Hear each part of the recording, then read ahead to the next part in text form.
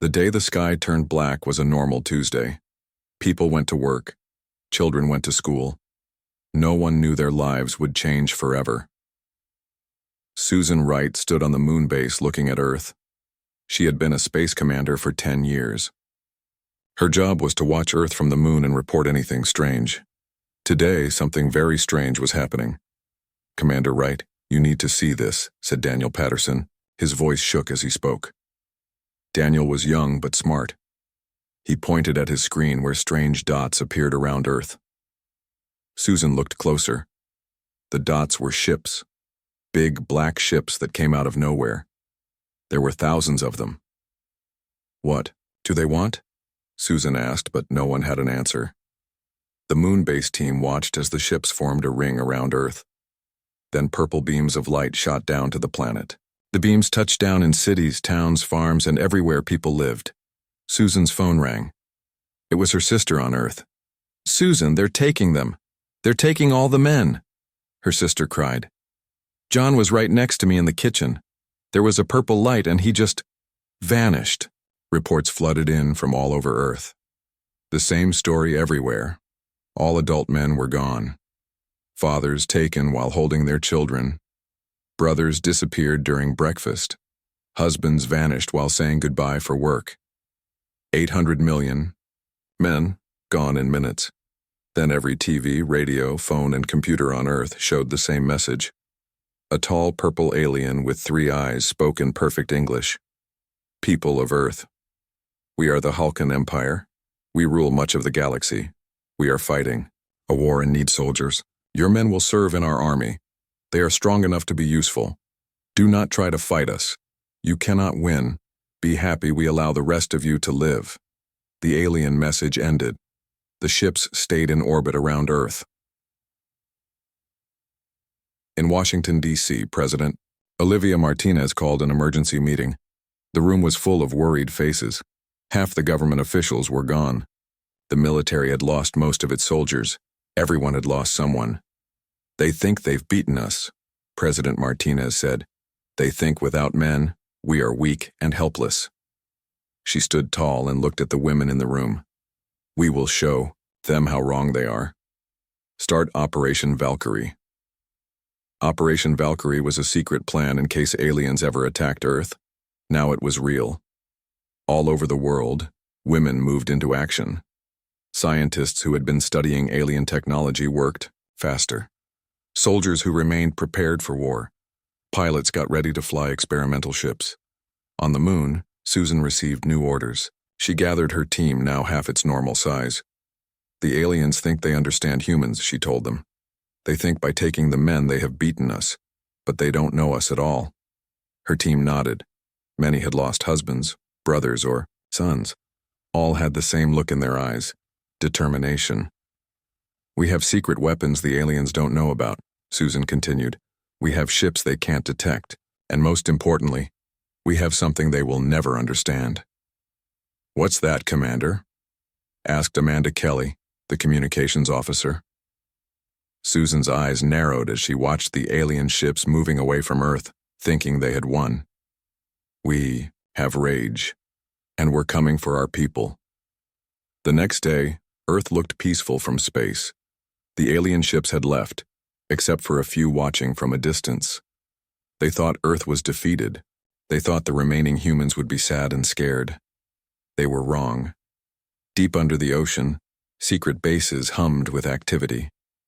Hidden in mountain bunkers, new weapons were being built. In underground labs, scientists worked on ways to fight the aliens. And in space, Susan Wright's team prepared the first strike.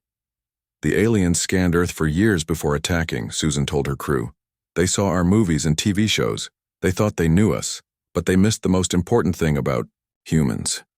She pointed to a picture of Earth growing smaller behind them as their secret ship moved toward the edge of the solar system. Their target, the nearest alien base where the first human men were being processed. "What did they miss, Commander?" asked a young crew member. Susan smiled, but there was no happiness in it, only fierce determination. "They missed that humans protect their own, and we're about to teach them a very painful lesson." The ship accelerated, following the trail of the alien vessels. On board were 30 of Earth's best soldiers, scientists, and pilots. All women. All with someone to save. All ready to show the Hulkan Empire why taking humans was the biggest mistake they ever made. As they approached the speed of light, Susan gave the order to activate the experimental drive that would take them to the alien processing station. "For Earth," she said. The crew replied as one. "For Earth." And with that, humanity fired the first shot in a war the Hulkan Empire never expected to fight. 3 weeks after the aliens took Earth's men, Laura Bradley stood in the ship hangar looking at her team. Laura had once trained Navy SEALs. Now she led the first human attack team against the aliens. 30 women in black combat suits waited for her orders. "My husband Frank was taken from our home," Laura said. "My brother was taken from his job. The aliens took someone from each of us." She looked at the faces around her. "Today we get them back." The ship behind them was called the Artemis. It wasn't supposed to be ready yet, but Dr. Nicole Foster and her team had worked day and night to finish it. The ship was built using technology from an alien crash that happened years ago in Nevada. Earth had kept it secret, studying it and learning from it. "Captain Bradley," called Kate Wilson, walking quickly across the hangar. Kate was in charge of finding information about the enemy. "We found them." Kate showed Laura a 3D image floating in the air. It showed a large space station circling a small red star. "This is where they're taking our people first," Kate explained. "They check the men's strength and skills before sending them to training camps. We have a small window to get there before they move the latest group." Laura studied the image. "How many men are on that station?" "About 10,000 from the latest capture," Kate said. "Including your husband and brother." Laura nodded, her face serious. "How long until we can leave?" "The ship is ready now," said Dr. Nicole Foster, walking up to join them. Nicole had dark circles under her eyes from weeks of non-stop work. "The phase shift engines will get us there in 6 hours. The aliens won't see us coming." The team boarded the ship. Each woman carried weapons designed to work against the alien Hulkan. Each wore a combat suit that made them stronger and faster. They had trained for this mission using everything Earth knew about the enemy. The Artemis lifted off silently, rising through Earth's atmosphere without being detected by the few alien ships still watching the planet. Once in space, Nicole activated the phase shift engine. The stars outside seemed to stretch, and then the ship jumped forward faster than light. In the ship's meeting room, Laura briefed her team once more. "Remember your training. The Hulkan are taller and stronger than humans, but they're not used to fighting. Their empire has been powerful for so long that they've forgotten what war is really like." She showed them maps of the space station. "We'll enter here near the docking bays. Team 1 will secure the area. Team 2 will head to the control center. Team 3 will find our people and get them ready to move." 6 hours later, the Artemis appeared near the alien station. Using stealth technology, they approached without being detected. The station was huge, larger than any building on Earth. Through the windows, they could see purple Hulkan aliens moving around inside. "They're not expecting us," Laura said. "They think Earth is defeated. Let's show them how wrong they are." The Artemis docked with the station, connecting to an unused port on the side away from the main activity.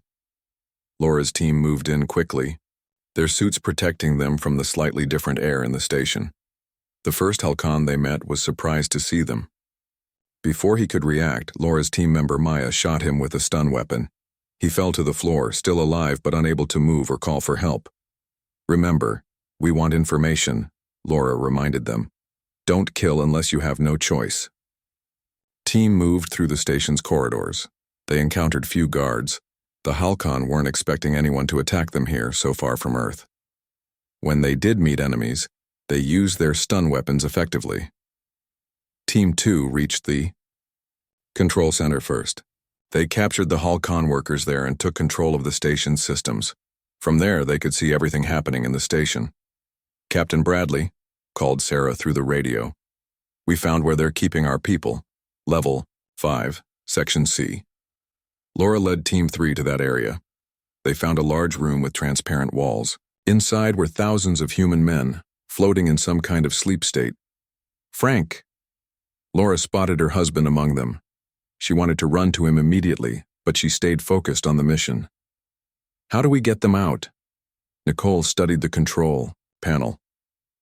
It's a stasis field. It keeps them asleep until the Halcon are ready to process them. I can shut it down, but we need to be ready to help them. They'll be confused. While Nicole worked on the controls, Laura's team prepared the large transport area nearby. They would need to move the men quickly once they were awake. In the control center, Team 2 had captured the station commander, a tall Halcon with purple skin and 3 eyes. He stared at the human women in disbelief. "Impossible," he said, in broken English. "Your species does not have this technology." Diane, the team leader, pointed her weapon at him. "There's a lot you don't know about us. Now you're going to help us free our people." On level 5, the stasis field shut down. The human men began to wake up, confused and disoriented. Laura's team moved in to help them.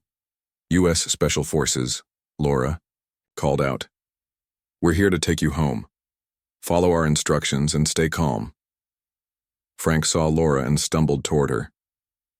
"Laura, how did you get here?" She hugged him quickly.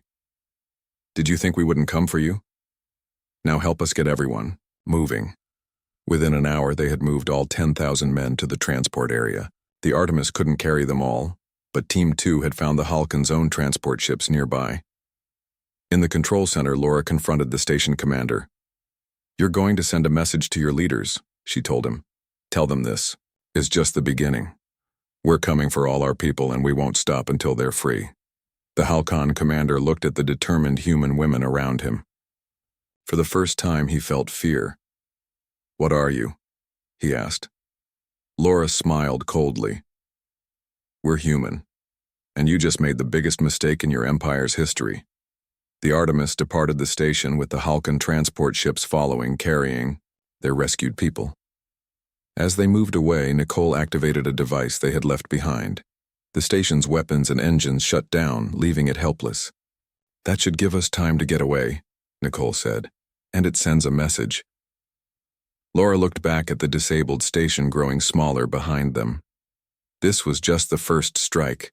Earth was preparing more ships, more weapons, and more teams.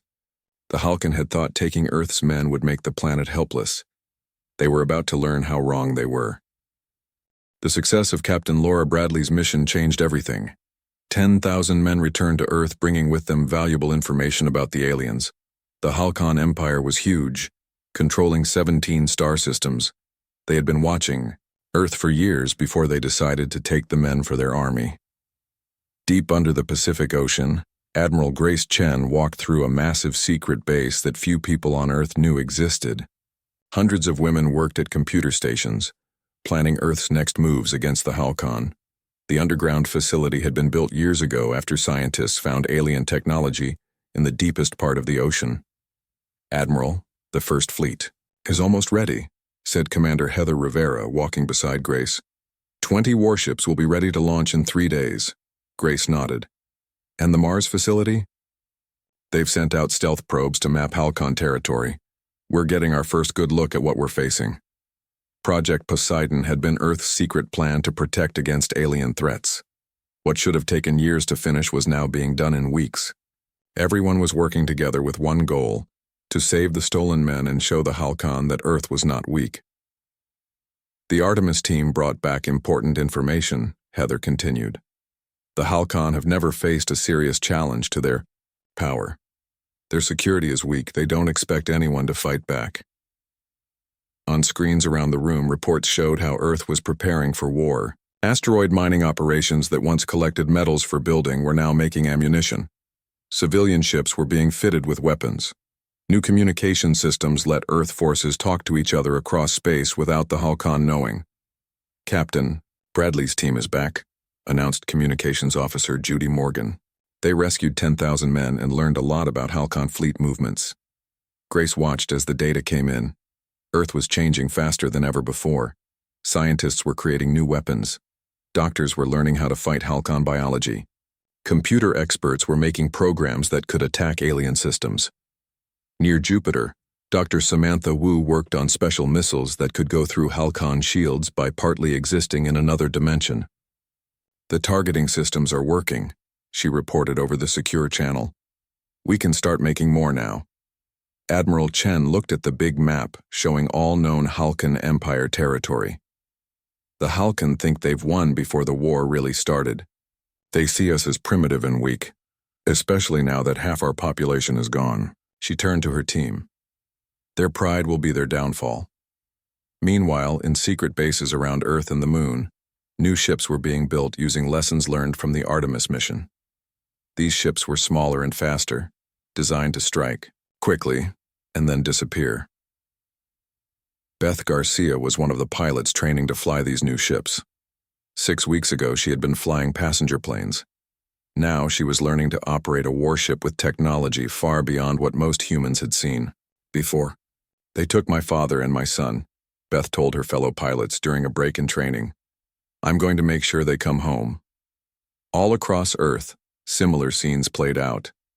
Women who had been teachers, office workers, or stay-at-home mothers were now becoming soldiers, pilots, and shipbuilders. Everyone had someone to save.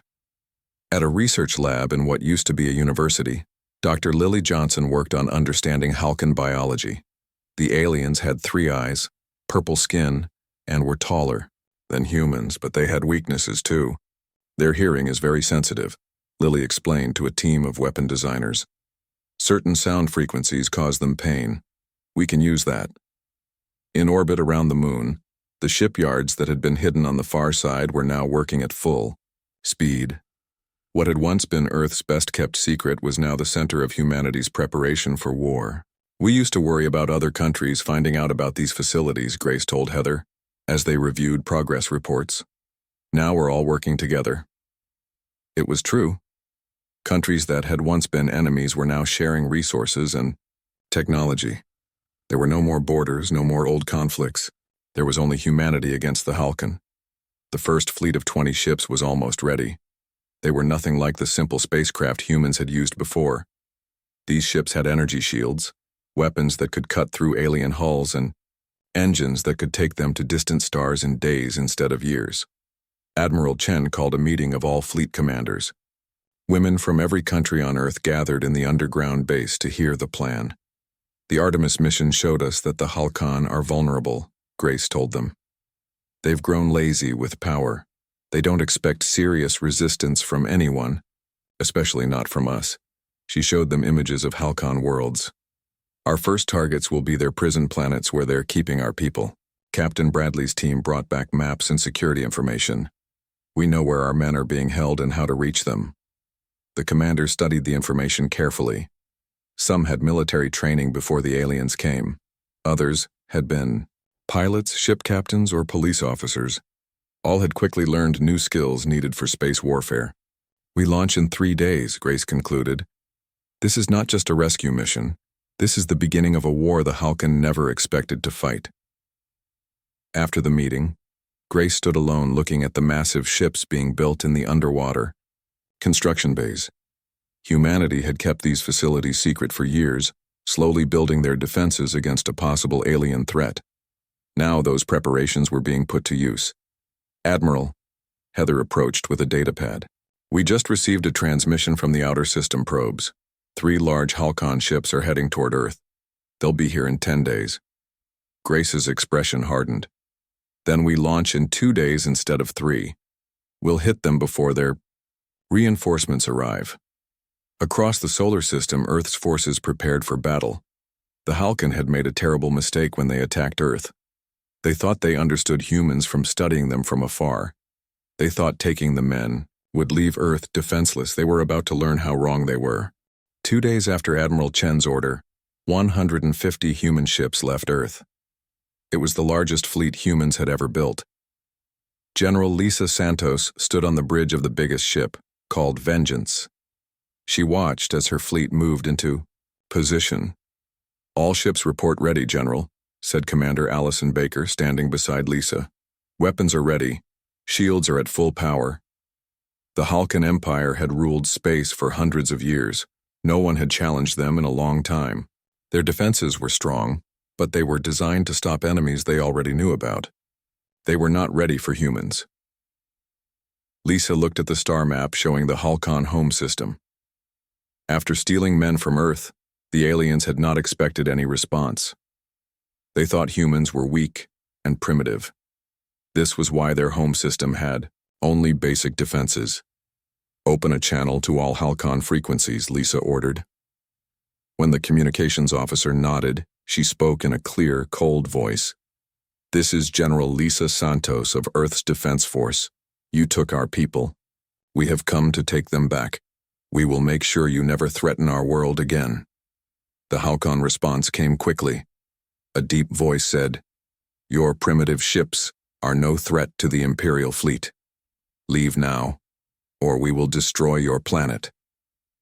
Lisa smiled. "We were hoping you would say that." The human fleet launched its first attack, special mines that appeared all at once throughout the Halcon defense grid. The mines exploded, creating holes in the alien sensors. The Halcon could not see what was happening in those areas. Through these blind spots, small, fast human ships flew toward important alien stations. On the Halcon throne world, the Emperor received alarming reports. Communication stations were going offline. Orbital platforms were being destroyed. "How is this possible?" he demanded of his advisors. "They are primitives. They had barely reached their own moon." What the Halcon could not understand was that humans could advance very quickly when they needed to. When properly motivated, humans could make technology jumps that no one could predict. The battle for the Halcon home system lasted 14 hours. Human forces used technology that mixed alien ideas with human innovation. The Halcon expected normal attacks, but humans used strategies the aliens had never seen before. "They're falling back to their inner defenses," reported Allison, watching the tactical display. "Their fleet is confused. They don't know how to respond to our attack patterns." Lisa nodded. "Launch Phase 2. Throughout the Halcon system, human forces took control of key positions. Special teams disabled weapon platforms. Computer experts sent viruses into Halcon networks. The aliens tried to fight back, but they were not prepared for the fury and determination of the humans. While the main fleet engaged the Halcon forces, smaller rescue ships headed for planets where human men were being held. These planets had been identified by intelligence teams using information from the first rescued men. On the prison world of Corax 4, Mary Sanchez led a team of former police officers and special forces. They landed near a camp holding nearly 1 million Earthmen. Using sound weapons that affected Halcon hearing but not humans, they quickly disabled the guards. As the force fields around the camp fell, confused prisoners came out. Mary spotted her teenage son among them. "Mom?" he asked, not believing his eyes. "How did you find us? How did you get here?" Mary hugged him, crying. "Did you think we wouldn't come? Did you think we wouldn't do everything possible to bring you home?" All across the Halcon Empire, similar scenes played out. Human forces liberated camp after camp, ship after ship, bringing their people home. On the Vengeance, Lisa received reports from all fronts. "The Third Fleet has secured the jump point near Halcon Prime," Allison reported. "The Fifth Fleet has disabled their main communication hub. Rescue operations report 70% of identified prison camps have been liberated." Lisa studied the strategic map. In just 14 hours, human forces had crippled the mighty Halcon Empire. The aliens had never faced an enemy like humanity, determined, innovative, and fighting for their loved ones. "The Halcon Emperor is requesting communication," said the comm officer. Lisa straightened her uniform. "Put him through." The face that appeared on the screen was purple with 3 yellow eyes. The Halcon Emperor looked shocked and angry. "This is impossible," he said. "Your species was barely space-capable. How have you done this?" "You should have studied us more carefully," Lisa replied. "Humans have a saying, 'Don't poke the bear.' It means don't provoke something dangerous. You took our people. There is nothing humans won't do to protect their own." The Emperor was silent for a moment. "What are your terms?" "Unconditional surrender," Lisa said firmly. "Return of all human prisoners. Reparations for the damage you've caused, and recognition of Earth's sovereignty over our entire solar system. And If we refuse, Lisa's expression hardened. Look around you. In 14 hours, we've broken through defenses you thought were unbeatable. We've crippled your fleet. We've taken control of key systems throughout your empire. What do you think will happen if we continue? In orbit, around one of the Halcon moons, Beth Garcia piloted her small attack ship through a field of debris that had once been an alien defense platform. 6 weeks ago, she had been a commercial pilot. Now she was a war hero. Her squadron had destroyed 5 Halcon cruisers without taking a single loss. All targets neutralized, she reported to Fleet Command. Area secure. On her screen, Beth could see hundreds of transport ships moving toward the moon's surface, where thousands of human men were being held. Soon they would be going home. By the 20th hour, it was over. The Halcon Empire, which had ruled a large portion of the galaxy for centuries, surrendered to Earth. Human forces had done what no other species had managed, brought the mighty empire to its knees. As ships began the long journey back to Earth carrying the liberated men, Lisa stood on the bridge of the Vengeance looking at the Halcon throne world. They never understood what they were dealing with, she said quietly. Allison nodded.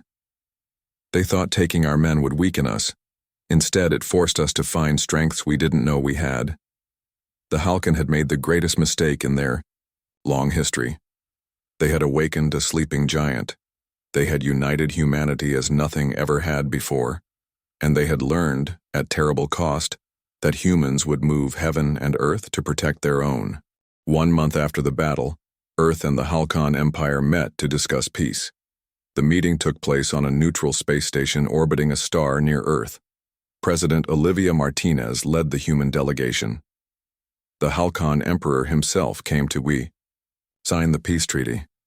Your species has earned our respect, the Emperor said, his 3 eyes looking at the human delegates. In 3,000 years, no civilization has defeated our forces so quickly. We did not want war, President Martinez replied firmly. You brought war to us when you took our people. The terms of peace were clear. All human captives must be returned immediately. The Halcon must pay for the damage they caused. Earth would control all of the solar system, and no alien ships could enter without permission. Most importantly, Earth demanded a seat on the Galactic Council. This was the group of species that governed relations between different worlds. The Halcon had kept humans from even knowing the Council existed. Now Earth would have a voice in galactic affairs. As ships returned to Earth carrying the last of the captured men, families reunited with tears and hugs. The world would never be the same, but it was stronger now. In the new Earth Defense Force headquarters in Geneva, Admiral Grace Chen and General Lisa Santos studied star maps that showed humanity's place in the wider galaxy. They thought taking our men would weaken us, Lisa said, looking at the maps. Instead, it forced us to find strengths we didn't know we had. Grace nodded. The Halcon ambassador said something interesting yesterday. Their cultural experts have been trying to understand where they went wrong when they studied humans.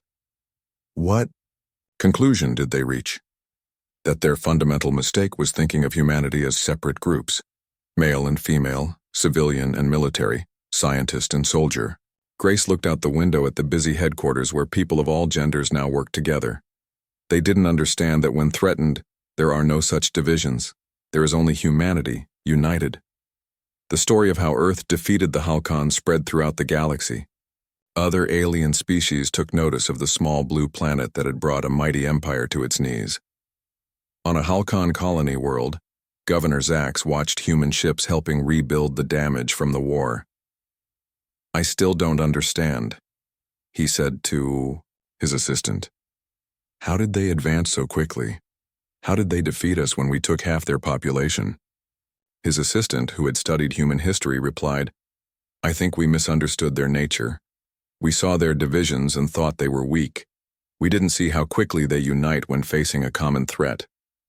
On Earth, the return of the men created new challenges. Many had been gone for months and had to adjust to being home again.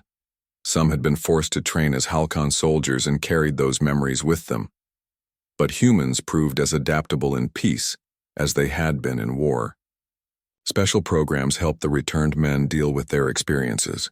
Communities came together to rebuild the connections that had been broken. Sarah Miller waited at the landing pad as a ship from the Halcyon world Terax 7 touched down. Her husband Paul had been one of the last groups to be found and rescued. When he walked down the ramp, she ran to him and held him tight. "I never gave up hope," she told him. "I knew we would find you."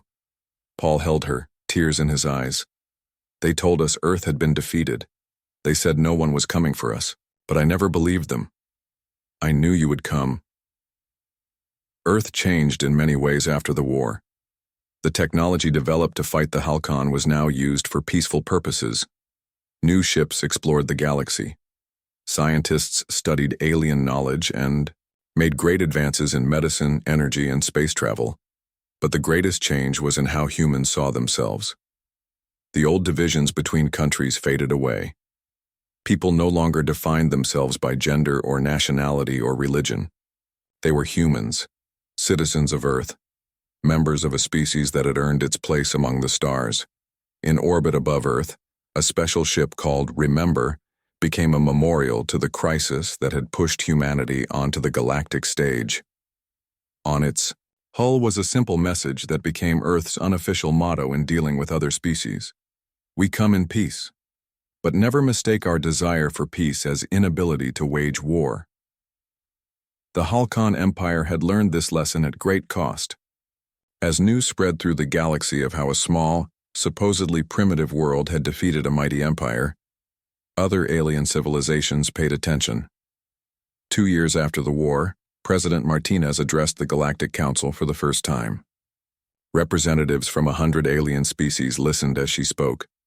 "Earth seeks peaceful relations with all species," she said. "We wish to trade, to share knowledge, and to learn. But know this, we will defend our people with everything we have. What happened with the Halcyon must never happen again." The Halcyon Emperor, now just one voice among many on the council, watched the human president with new respect. His empire had ruled through fear for thousands of years. Now they had to learn a new way. In a small town on Earth, John Davis played with his daughter in their backyard. He had been one of the men taken by the Halcyon, held for months on a distant world. Now he was home, building a new life. His wife Karen watched from the porch, smiling.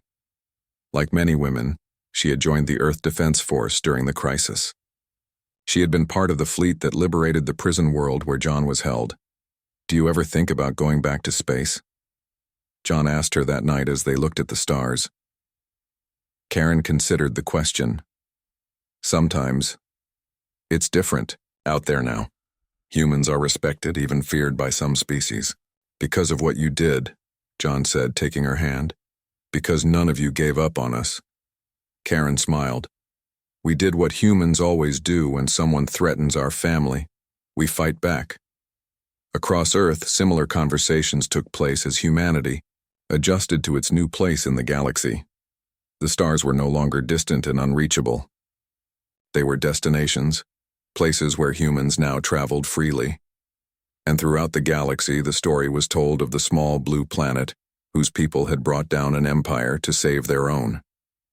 It was a lesson no alien species would soon forget. The Halcyon had seized Earth's men, thinking it would make the planet easy to control. Instead, they had awakened a sleeping giant and filled it with terrible resolve. They had learned at terrible cost that humans protect their own, and humanity had learned something too, that the stars were not beyond their reach, that united, there was nothing they could not achieve. Earth had arrived on the galactic stage, and they had made quite an entrance.